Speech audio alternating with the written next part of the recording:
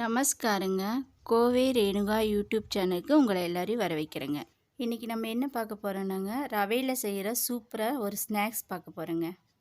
எல்லாருக்கும் ரொம்ப பிடிக்குங்க. ரொம்ப சிம்பிளான ஸ்நாக்ஸுங்க. இப்போ என்னெல்லாம் வேணும் அப்படிங்கிறத பார்த்துட்டு வரலாம் வாங்க. ஒரு கடாய் எடுத்து அதில் கொஞ்சம் எண்ணெய் ஊற்றிக்கலாங்க. அதில் 1/4 ஸ்பூன் சீரகம் போட்டுக்கலாங்க. வெங்காயம் பொடி பொடியாக அறுத்து போட்டுக்கலாங்க. உங்களுக்கு இன்னும் அதிகமாக வெங்காயம் வேணுன்னா போட்டுக்கலாங்க. இது நல்லா வணக்கணும். கொஞ்சம் சிகப்பாக வரைக்கும் வணக்கணுங்க. வெங்காயம் நல்லா சிவப்பாயிடுச்சுங்க. இதில் மிளகா அப்புறம் காய்கறி எல்லாம் போட்டுக்கலாங்க. நான் கேரட்டு குடமிளகா எல்லாம் போட்டுக்கிறேங்க. உருளைக்கிழங்கும் போட்டுக்கலாம், ஸ்ப்ரிங் ஆனியனும் போட்டுக்கலாம். உங்களுக்கு என்னென்ன பிடிக்குமோ அதெல்லாம் போட்டுக்கலாங்க. ஆனால் நான் பட்டாணி கேரட்டு குடமிளகா போட்டிருக்கிறேங்க.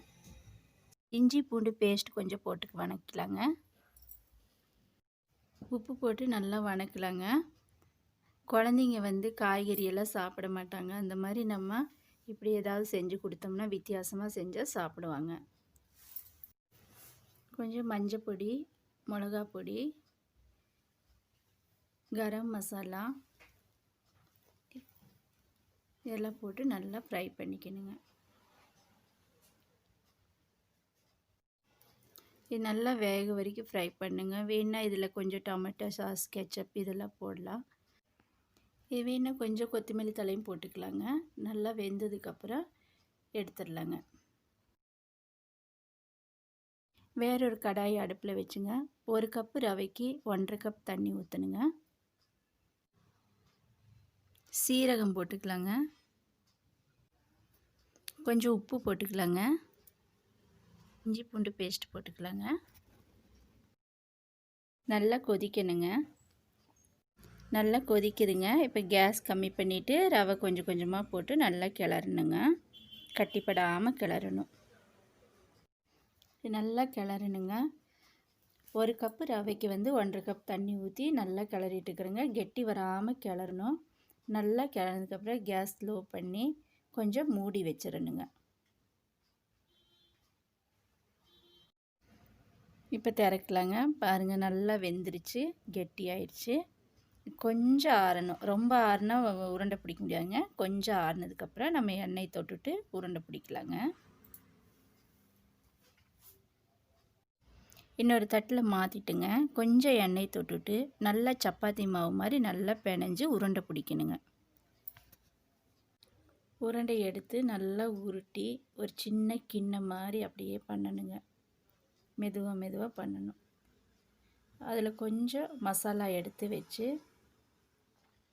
நல்லா உள்ளே கவர் பண்ணி உருண்டை மாதிரி பண்ணி மறுபடியும் ஒரு சின்ன தட்டை மாதிரி தட்டிக்கணுங்க. பாருங்கள் எல்லாம் இதே மாதிரி பண்ணியாச்சு. இப்போ ஒரு தோசைக்கல் அடுப்பில் வச்சுங்க. லைட்டாக ஒரு ஸ்பூன் எண்ணெய் ஊற்றி நம்ம தட்டின தட்டையெல்லாம் எடுத்து கல்லில் வைக்கணுங்க. ஒவ்வொன்றா எடுத்து வைக்கலாங்க. நல்லா வேகணுங்க. நிறைய வச்சா இடம் பத்தாதுங்க வேகிறதுக்கு. அதனால் கொஞ்சம் இடம் இருக்கிற மாதிரி வச்சு ஒவ்வொன்றா வேக வச்சு திருப்பி போடணுங்க. நல்லா ப்ரௌன் கலராக வெந்து வரணுங்க. பாருங்கள் எப்படி கலராக இருக்குது பாருங்கள். இன்னும் நல்லா வேகணுங்க. திருப்பி திருப்பி போடணும். வெந்துருச்சுங்க. இப்போ நம்ம திருப்பி போடலாங்க ஒவ்வொன்றா மெதுவாக.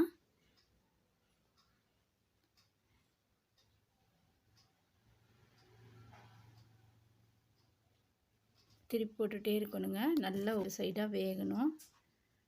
நல்லா ப்ரௌன் கலர் ஆக வரைக்கும் நம்ம வேக வைக்கணுங்க.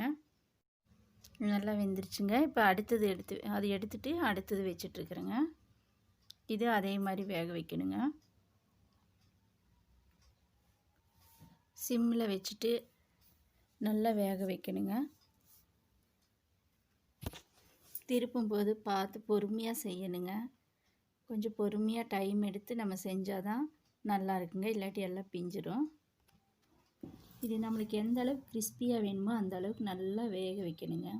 சாப்பிட்றதுக்கு நல்லா டேஸ்ட்டாக இருக்குங்க. உள்ள மசாலா எல்லாம் காரமாக இருக்கிறனால டொமேட்டோ சாஸு, கெச்சப்பு உங்களுக்கு என்ன பிடிக்குமோ வச்சு நல்லா சாப்பிட்லாங்க. நல்லாயிருக்கும்.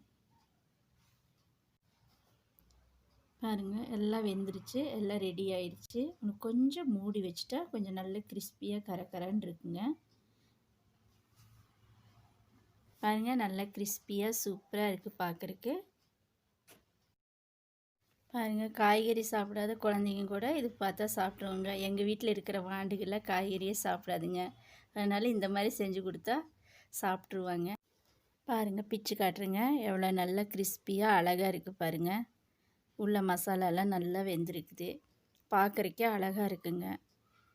இதை பார்த்தது குழந்தைங்க விரும்பி சாப்பிடுவாங்க.